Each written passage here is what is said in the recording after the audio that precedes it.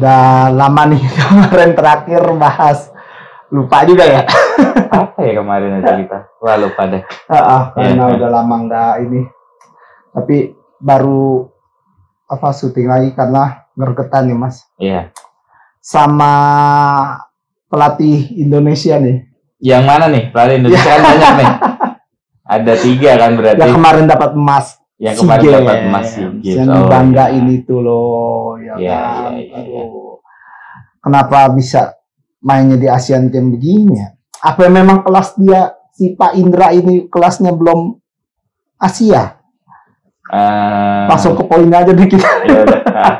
Ya kan? Apa memang levelnya belum Asia, Mas? Kalau aku lihat sih memang apa ya? Jadi kayak kan aku kan juga lihat ini Mas, banyak dulu komen-komen orang-orang kan dari zaman dulu sampai sekarang. Kesimpulanku sih memang ada sebagian orang yang menilai bahwa coach IS ini tuh miskin taktik. Miskin taktik gimana? Ya, kan dia direktur. Ya, nggak tahu kan kalau direktur timnas itu kan penunjukan ya. Kalau udah ngomong di lapangan kan asal tunjuk pasti. Iya, kalau udah ngomong di lapangan kan pembuktiannya kan pasti taktiknya bisa diimplementasiin sama pemain-pemain apa enggak gitu. Kalau aku lihat sih di 3 pertandingan Asian Games ya berarti baik itu Kyrgyzstan lawan Taiwan sama lawan Korea Utara. Itu polanya sama terus nih Mas. Jadi mentingin ball possession. Tapi nggak bisa create peluang. Jadi itu hampir di 3 pertandingan kita tuh peluangnya dikit. Shoot on targetnya juga dikit, golnya jelas dikit kan. Betul. Dan serangan hampir selalu dimulai dari sisi kanan. Lebih tepatnya dari wingback si Robbie Darwish. Ya, Robbie Darwish. Sayangnya ini opini ya, final pass-nya Robbie Darwish tuh kurang pas terus karena dia selalu mencoba untuk crossing. Sedangkan pemain kita tuh nggak ada yang jemput karena posturnya kecil. Jadi akhirnya bolanya lepas, possession lawan. Karena Robbie Darwish dicoret sama STY. Kalau aku sih mikirnya tanpa mengurangi rasa hormat mungkin ada arahnya ke situ ya. Jadi memang masih dianggap kurang lah gitu sama si untuk coach Korea ini gitu. Berarti memang pola permainannya nggak berkembang Mas ya. Betul. Tapi kalau kemarin tuh lawan pertama lawan apa? Lawan Kyrgyzstan itu kan sempat menang 2-0 nih. Menang 2-0. Wah, saya di media pemain-pemainnya termasuk si Hugo. Pede banget nih bakal dapat emas nih Mas. Wah, ya kan baru menang sekali tuh. Nyeseknya itu lawan Taiwan. Di usia yang sama dengan tingkatan kejuaraan yang sama, anggaplah ini Asia juga ya Mas. Level Asia. Kemarin kita baru lawan Taiwan, kita bantai nih Cina Taipei nih 9-0. Sampai ngantuk saya nontonnya Mas. Saking jadi lumbung golnya. Kok ini kagak kejadian? Berarti kan ada disalah pelatih dong. Dengan segi umur yang sama loh Mas. Iya, kalau aku bilang sih itu ya Mas. Satu, memang balik lagi menurutku juga, menurut sebagian orang juga taktiknya tidak variatif. Itu satu. 2, mungkin dari kalau mau bilang komposisi pemain mungkin agak beda memang. Tapi kan aku rasa nih, kalau mau dikomparasi nih, ingat nggak Mas Bobi yang waktu kita AFF U23 tuh? Itu kan pemainnya lebih nggak jelas lagi. Iya kan? Ya, ada Iqbal, ada siapa lagi ya? Aku sampai nggak ingat namanya. Iya kan, nama-nama yang kita nggak pernah dengar gitu. Haikal. Iya. Ihsan ya? Iya, Ihsan. Ya, kayak gitu. Ini kan nggak masuk sama sekali. Jadi kalau aku bilang skuad yang AFF U23 tuh malah lebih kelas di bawahnya lagi, tapi hasilnya sih harusnya lebih bagus ya. Kalau dari individu pemain kan mendingan yang Asian Games ini, tapi entah kenapa ya itu hasilnya nggak memuaskan. Kalau aku bilang sih itu komposisi pemain nih. Komposisi pemain udah bagus, lebih bagus dari AFF lah, lebih bagus dari AFF, tapi ya itu lebih bagus yang bantai kualifikasi Piala Asia. Iya, kalau itu jelas, itu satu lah, itu kelas satunya, ini kelas 2. Nah, kenapa dipakai kelas 2 nih? Ya aku nggak tahu kalau itu ya. Ya itu mungkin selera pelatih balik lagi ya. Maksud saya kan dengan kualitas yang sama se-Asia ya. Kecuali lo AFF, oke kan se-ASEAN. Ini sama-sama Asia dengan segi umur yang sama 23. Kenapa nggak lu mainin yang udah tinggal dimatengin gitu, Mas? Oke, dipanggil kayak Rafael ya kan? Iya. Mungkin positifnya Bagot. Positifnya gini kali Mas Bobi. Itu kan kebetulan kemarin kan waktu kualifikasi Piala Asia U23 itu kan ngepas sama FIFA Matchday ini. Jadi pemain-pemain yang bermain di liga luar itu dikasih. Oh, sekalian ya? Ya, sekalian. Nah, waktu Asian Games kan nggak bisa dipakai nih sama Coach Indra Safri. Jadi kan udah berarti mengurangi kekuatan itu 1. 2, ternyata sebagian pemain yang main di liga lokal juga nggak dilepas klub. Itu sih. Nggak boleh apa nggak mau? Maksudnya Indra Safrinya nggak mau pakai, apa dia yang nggak mau merapat? Nah, aku nggak ngerti sih. Tapi kalau yang aku baca di media-media, memang beberapa ada yang memang nggak dikasih sama klubnya. Kayak si Sananta itu nggak dikasih. Sampai kemarin penyisian tuh belum dikasih. Kalau si Beckham kan memang cedera. Marcelino gitu. Emang. Marcelino kan main di liga luar, nggak dikasih. Nah, soalnya kan ada selentingan tuh saya baca Cina Taipei yang kalah 9-0 itu kebanyakan dari mahasiswa, ibaratnya dari liga mahasiswa, ya universitas. Nah, sedangkan yang untuk Asian Games ini benar-benar kelas 1-nya dimainkan gitu loh, Mas. Berarti kan kalau dalam segi si Cina Taipei ini mereka menganggap serius untuk Asian Games, tapi sedangkan yang kemarin kualifikasi Piala Asia nggak begitu serius loh. Kok kita terbalikannya nih, Mas?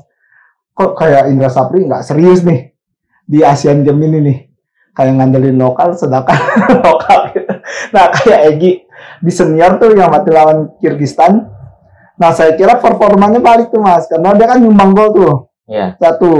Terus main di level senior dia lumayan aktif. Nah, kemarin di Asian Games kok, waduh, melempem banget, beda gitu mainnya, Mas. Apa memang nggak ada umpan-umpan matang seperti yang di senior sama U23 yang Sintayong kan, wah umpannya kayak terarah, padahal lebih main ke long ball loh, Mas. Saya lihat tuh yang Sintayong, amat terupas lari ambil bola. Nah ini sampai kayak berkutik di situ sih memang.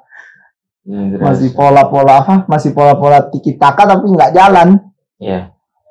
Kalau selain Indra Safri, PPPA kan, pendek-pendek panjang, istilahnya gitu. Nggak tahu ya, Mas. Tapi aku lihat memang ya mungkin ini positif ya, ini pemikiran positif lah. Mungkin ada keletihan di situ kali. Kayak kan main terus nih. Beberapa pemain kan dari zaman FMD sampai sekarang yang Asian Games kan beberapa orang kan ikut kan kayak Egy, gitu-gitulah. Mungkin ada masih sama Rizky Ridho, kiper masih sama. Ya, ada keletihan dan kebosanan fisik lah istilahnya gitu kan. Nah, alhasil kalau pemain kan memang ini kan ya bisa underperform, bisa top perform. Betul. Kebetulan mungkin beberapa dari mereka underperform gitu. Cuman yang jadi soal adalah ketika mereka underperform nggak ada backupnya nih. Jadi pemain pengganti maupun partnernya di sisi lapangan yang lain itu nggak bisa nutupin underperformnya mereka. Ya, beda jauh kualitas, Mas. Ya mungkin di satu sisi juga ada perbedaan kualitas sama lapis. Betul. Itu sangat jauh gapnya. Jadi nggak nutup pada akhirnya. Pada akhirnya itu kita main kayak bingung tuh dari tengah ke depan tuh bingung. Kita bingung. Ini bola mau diapain nggak jelas. Paling mainnya nanti dari sisi kanan yang tadi saya bilang Robby Darwish angkat. Nggak pernah dari sisi kiri, tengah sesekali tapi buntu terus. Ya untuk saya cuma kalah 1-0 dengan Korut sama Taipei 1-0 ya nilai plus ya, Mas, buat pertahanan kita. Iya. Meskipun kalah ya. Iya. Buat saya ya nilai plus sih. Karena serangan kita buntu. Betul. Benar-benar buntu sih. Betul. Jadi nggak ada jalan keluar di serangan. Jadi secara defense kita bagus sebetulnya. Cuman kalau udah masuk ke transisi dari tengah ke depan, nah itu udah amburadul deh. Gitu. Harusnya sih Indra Safri lebih nguatin gimana ya, maksudnya pola lari oke, Mas. Dia kan selalu nyari yang ramai rumati, yang lari-larinya kenceng terus kan. Ya, terus. Nah, maksud saya tuh berarti harus dasar permainan sepak bola kan umpan. Nah, Indra Sapri harusnya lebih belajar pola dasar sih. Kalau untuk mengandalkan pemain yang lebih individual. Karena kalau saya lihat di potongan-potongan video, Indra Sapri selalu ngomong kayak menonjolkan individual skill ya, skill individu lo, ya skill individu lo tunjukin. Nah, gitu, ya, gocek, robos, gocek, shoot. Tapi sedangkan pola taktik timnya nggak dijalankan. Dasar dia itu kan umpan-umpan per kaki-kaki. Nah, itu nggak dijalankan ya ketemu lawan besar ya kalah kita. Iya, betul. Individual teknik itu sebetulnya ya bagus, cuman ada kelemahan besar di situ. Pemain kalau sudah diforsir pasti staminanya habis, Mas. Kita bisa lihat di skuad Asian Games ini di atas menit 60 tuh udah capek gitu. Beda sama skuad Sintayong, bermainnya lebih taktis. Jadi dia bisa awet. Staminanya gitu. Ke kaki ya. Ya, karena dia udah diforsir dulu harus melakukan gerakan yang mungkin bisa dikurangi lah dengan umpan atau apa, cari ruang tuh kan nggak lebih melelahkan kan daripada kucak itu capek sih. Hilang bola kejar lagi itu capek. Jadi mainnya malah nggak simpel gitu. Itu 1, 2 saya ngelihat taktiknya Indra Sapri itu meskipun dia memang ball possession minded, cuman tidak disertai dengan jarak antar pemain. Ya kan? Jadi mau jarak antara pemain antara lini belakang, tengah, depan ataupun dari tengah kiri kanan tuh jauh. Nah, sudah jauh waktu skema 1-2 itu nggak ada kayak pemain ketiga atau kedua yang mendekati pemegang bola. Itu jarang aku lihat. Nggak ada yang minta bola, mereka cuma ngelangkah. Tahu jalan dong dipakai. Nah, itu dia. Terima umpan matang. Ya, itu dia. Nggak cari umpan matang. Betul. Dia terima umpan matang. Habis umpan ngelangkah, nggak cari ruang. Nah, ini kok kayak nonton Indonesia zaman dulu. Iya, tahun 2000-an gitu. Ya, itu dia. Kalau menurutku kalau itu yang megang Sintayong pasti disemprot tuh pemain tuh. Mungkin kita nonton seperti zaman dulu, karena zaman dulu lokal semua, Mas. Iya. Lokal pride ya. Sapri kita lokal. Kita lokal. Jangan sampai U17 segeralah, Bro. Kalau U17 ya nantilah kita jadi bahasan lagi aja, Mas. Tapi saya kemarin nonton berita, Mas. Bukan timnasnya yang disorot nih. Apa nih? Si stadionnya nih. Oh, stadionnya. Yang buat TC ya? Bukan. Oh, bukan. Ternyata kan dipindah, Mas. Oh, Surabaya. Iya. Tadinya kan si JIS. Iya. Ternyata JIS masih banyak terpal tenda orang yang tidur di situ, pembebasan lahan. Wah, gawat sih. Harus ya. Indonesia berat untuk jadi tuan rumah. Nggak bisa.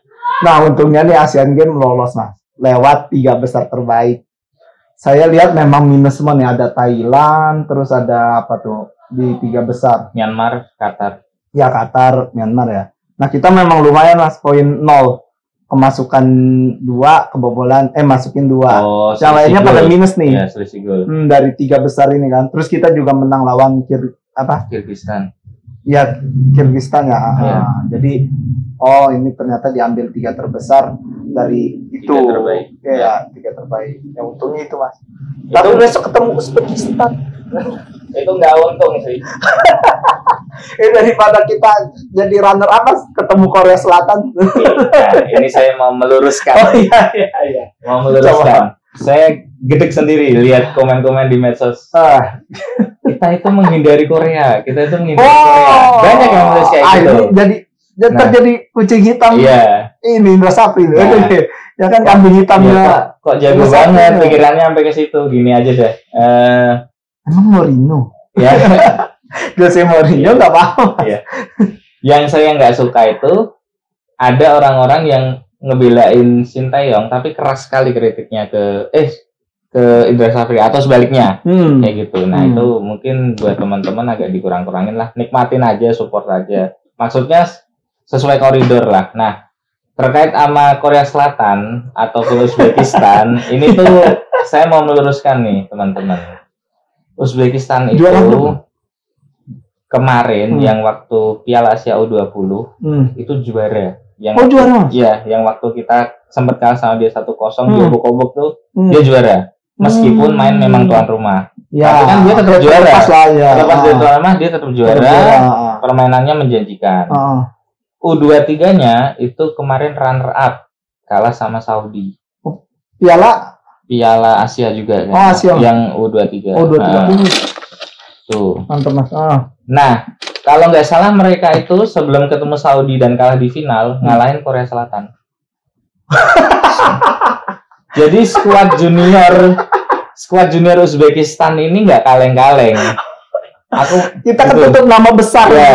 Aku bisa bilang orang-orang yang bilang Korea Selatan itu lebih kuat dari Uzbekistan itu justru nggak banyak baca literasi bola. Iya, ketutup nama besar. Dia nggak update soal perkembangan sepak bola Asia. Gitu. Padahal Uzbekistan tuh kuat sekali. Di level junior, level seniornya juga kuat sebetulnya. Ya, saya akuin Mas. Ya, cuma dia apa saja belum pernah dapat lolos aja. Sebenarnya kuat. Nggak kalah lah sama Korea, Jepang, Iran, nggak kalah dia.